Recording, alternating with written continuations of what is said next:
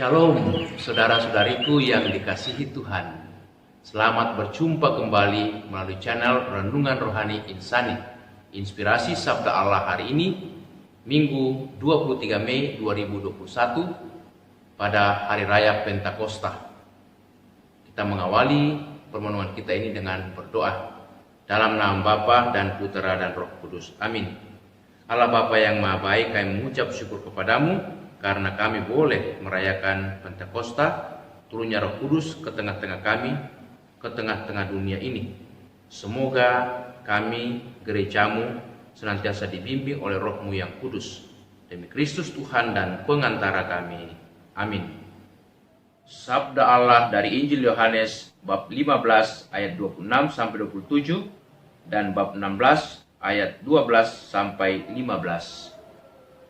Jikalau penghibur yang akan kuutus dari Bapa datang, yaitu Roh kebenaran yang keluar dari Bapa, ia akan bersaksi tentang aku. Tetapi kamu juga harus bersaksi, karena kamu dari semula bersama-sama dengan aku. Masih banyak hal yang harus kukatakan kepadamu, tetapi sekarang kamu belum dapat menanggungnya. Tetapi apabila ia datang, yaitu Roh kebenaran, ia akan memimpin kamu ke dalam seluruh kebenaran. Sebab ia tidak akan berkata-kata dari dirinya sendiri, tetapi segala sesuatu yang didengarnya, itulah yang akan dikatakannya, dan ia akan memberitakan kepadamu hal-hal yang akan datang. Ia akan memuliakan aku, sebab ia akan memberitakan kepadamu apa yang diterimanya daripadaku.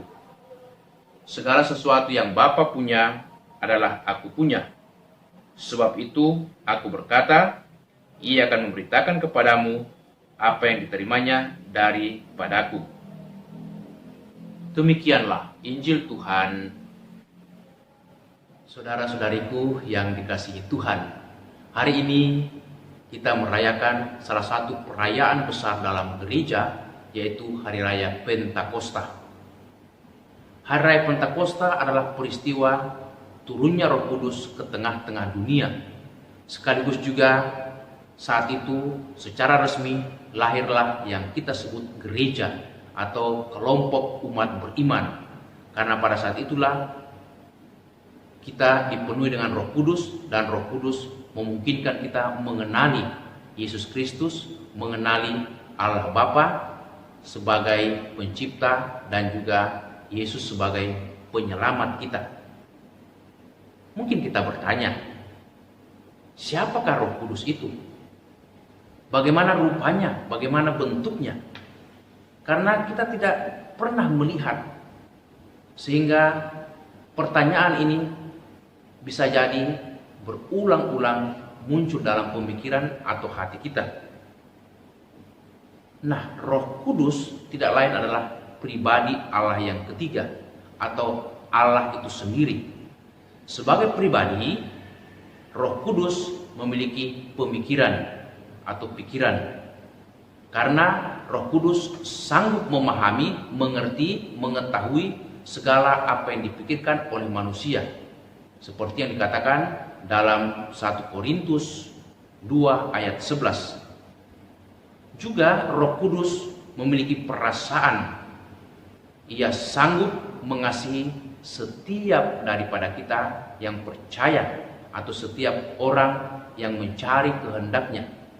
Kasih Roh Kudus luar biasa mendatangkan sukacita, seperti yang dikatakan oleh surat Rasul Paulus kepada umat di Roma bab 15 ayat 30. Dan sebagai pribadi, Roh Kudus memiliki pula apa yang kita sebut kehendak.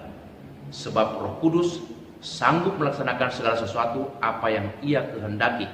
1 Korintus 12 ayat 11. Nah, saudara-saudariku, kalau Roh Kudus itu adalah pribadi, dia adalah roh yang memiliki persamaan. Segala sesuatu yang ada pada Allah persis sama pada Roh Kudus. Segala sesuatu yang ada pada Yesus Kristus itu juga dimiliki oleh Roh Kudus. Jadi dengan kata lain, sifat-sifat ilahi daripada Allah Bapa, Allah Putra juga ada dalam Roh Kudus. Saudara-saudariku, Roh Kudus, sebagaimana yang sudah kita dengarkan tadi, tidak lain adalah Roh Allah sendiri. Dan karena itu, ia adalah roh kehidupan. Roma 8 ayat 2, di mana berkat Roh Kudus ini, segala yang ada di bumi memperoleh kehidupan. Dan juga ia adalah roh kebenaran.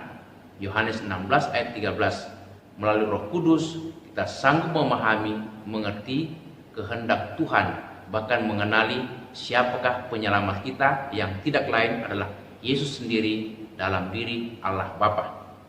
Nah, saudara-saudariku,